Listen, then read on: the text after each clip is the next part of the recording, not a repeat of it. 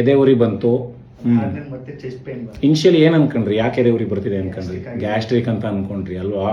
ಅಂತ ಸರ್ ನಾವು ಬೆಳಗ್ಗೆ ಟಿಫನ್ ಮಾಡಿ ಅದೇ ಅದೇ ಅದೇ ಅದೇ ಅದೇ ಸಂಜೆ 4 ಗಂಟೆಲಿ ಊಟ. ಆಮೇಲೆ ನಾವು ECG ಅದು ಎಲ್ಲ ಮಾಡಿದ್ಮೇಲೆ ನಿಮಗೆ ಗೊತ್ತಾಯ್ತು ಅಲ್ವಾ ಸಮಸ್ಯೆ ಆಗಿದೆ ಅಂತೇಳಿ. ನಾನು ಮಾತಾಡಿದೆ, ನಿಮ್ಮ ಮನೆಯವ್ರಿಗೆಲ್ಲ ನಾನು ಮಾತಾಡಿದೆ, ಈ ಥರ ಸಮಸ್ಯೆ ಆಗಿದೆ ಅಂತೇಳಿ.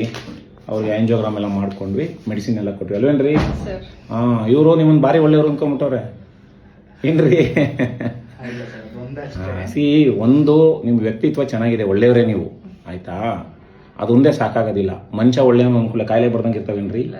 ಹಾಂ, ಸೊ ಇದೇನಾಗ್ತದೆ, ಅಭ್ಯಾಸಗಳೂ ಭಾಳ ಮುಖ್ಯ. ಏನೇ ನಿಮ್ಮ ಕೆಟ್ಟ ಅಭ್ಯಾಸ ಹೇಳ್ರಿ? ಸ್ಮೋಕಿಂಗ್ ಇದೆ, ಅವಾಗ ಡ್ರಿಂಕ್ಸ್ ಮಾಡ್ತಾರೆ. ಹೌದಾ? ಮನೆಯವ್ರ ಹತ್ರ ಗೊತ್ತೇ ಆಗದಂಗೆ ಸೀಕ್ರೆಟಲ್ಲಿ ಮೇಂಟೈನ್ ಮಾಡ್ತಾ ಇದ್ದೀರಾ ನೀವು, ಆಯ್ತಾ? ನೀವು ಕಣ್ಣಿಟ್ಟಿಲ್ಲ ಹೇಳ್ರಿ, ನಿಮ್ಮದೇ ಪ್ರಾಬ್ಲಮ್. ನಾನು ನಿಮಗೆ ಬೈಯೋದು, ಅವ್ರಿಗೆ ಬೈಯಲ್ಲ. ಎರಡನೇದು ಏನು ಹೇಳಿ? ತೂಕ ಎಷ್ಟಿದ್ದೀರಾ ನೀವು? 88 ಅಲ್ವಾ? ಎಷ್ಟು ಇರಬೇಕು? ನಿಮ್ಮ ಹೈಟ್ಗೆ 5'7" ಇದ್ದೀರಾ ನೀವು, ಹೌದಾ? 70 kg ಇರ್ಬೇಕು ನೀವು, 70 kg ಇರ್ಬೇಕು. 18 kg ಜಾಸ್ತಿ ಇದ್ದಾರೆ. ನಡೆಯುತ್ತಾ ಅಂದ್ರೆ ನಡೆಯಲ್ಲ ರೀ. ಅದೇಂಗ್ರಿ ನಡೆಯುತ್ತೆ? ಮೂರನೇದು ಇಲ್ಲೆಲ್ಲ ನೋಡಿದ್ರ ನೀವು? ಫೋಟೋ ಹೊಡೆದು ತೋರಿಸಿದ್ರೇನ್ರಿ? ಚರ್ಮ ಇಲ್ಲೆಲ್ಲ ಕಪ್ಪುಗಾಗಿದೆ, ಎಲ್ಲ ಇದಾಗಿದೆ ಅಲ್ವೇನ್ರಿ? ಅದೆಲ್ಲ ಕಾಯಿಲೆ ಸೂಚನೆ, ಸೋಮಾರಿತನದ ಸೂಚನೆ. ಅದು ಇನ್ಸುಲಿನ್ ರೆಸಿಸ್ಟೆನ್ಸ್ ಅಂತ ಕರಿತೀವಿ, ಆಯ್ತಾ? ಸೊ ಇಷ್ಟೆಲ್ಲ ಸಮಸ್ಯೆಗಳು ನಿಮ್ಗೆ ಇರೋದ್ರಿಂದನೇ ಇದಾಗಿರೋದು. ಇದು ನೀವೇ ಮಾಡ್ಕೊಂಡಿರೋ ಸಮಸ್ಯೆ, ಅರ್ಥ ಆಯ್ತಾ? ಸೊ ಏನಾಗಿತ್ತು? ಮೇಜರ್ ಹೃದಯಾಘಾತ ಆಗಿತ್ತು ನಿಮಗೆ. ECGನಲ್ಲೆಲ್ಲ ಭಾಳ ವ್ಯತ್ಯಾಸ ಇತ್ತು. ಇಮಿಡಿಯೇಟಾಗಿ ನಾವು ಅಡ್ಮಿಟ್ ಮಾಡಿದ್ವಿ. ಟೈಮ್ ಸರಿಯಾಗಿ ಬಂದಿದ್ದೀರಾ. ಇಮಿಡಿಯೇಟಾಗಿ ನಾವು ಆಂಜಿಯೋಗ್ರಾಮ್ ಮಾಡಿದಾಗ ಒಂದು ಲೆಫ್ಟ್ ಸೈಡ್ ಒಂದು ಮೈನ್ ರಕ್ತನಾಳದಲ್ಲಿ ಬ್ಲಾಕೇಜ್ ಇತ್ತು, ಆಯಿತಾ? ಆದರೆ ಆ ಬ್ಲಾಕೇಜಲ್ಲಿ ಕೊಲೆಸ್ಟ್ರಾಲ್ ಕಮ್ಮಿ ಇತ್ತು, ಆದರೆ ಬ್ಲಡ್ ಕ್ಲಾಟ್ ಜಾಸ್ತಿ ಇತ್ತು. ಸೊ ಬ್ಲಡ್ ಕ್ಲಾಟ್ಗೆ ಟ್ರೀಟ್ಮೆಂಟು ಮೇಯ್ನ್ಲಿ ಮೆಡಿಸಿನ್ಸ್.